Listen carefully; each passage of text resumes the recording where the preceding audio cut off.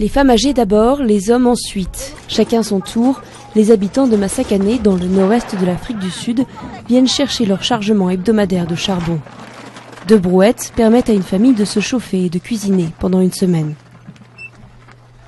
Chaque personne reçoit un ticket qui lui donne le droit à du charbon gratuit.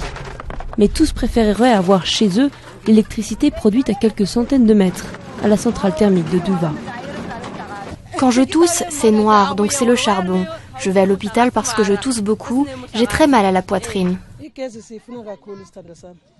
C'est incroyable. L'électricité est produite juste à côté, mais nous, on l'a pas chez nous. L'Afrique du Sud a été le premier pays électrifié du continent en 1881. Depuis la fin de l'apartheid, plus de 6 millions de foyers ont été équipés. Mais le réseau mal entretenu, pas modernisé, sature en permanence et 15% des ménages n'ont toujours pas le courant. Dans ce lotissement informel, seuls les habitants les plus riches ont les moyens de se faire raccorder. Mais tous subissent la proximité avec la centrale à charbon. Nous voulons vraiment avoir l'électricité, nous en avons besoin. Nous avons des enfants qui vont à l'école, c'est très difficile de faire les devoirs à la bougie. Le pays dépend à près de 90% du charbon pour produire son électricité. En hiver, la saison sèche, la poussière de coke couvre le sol, les murs, les tables à l'intérieur.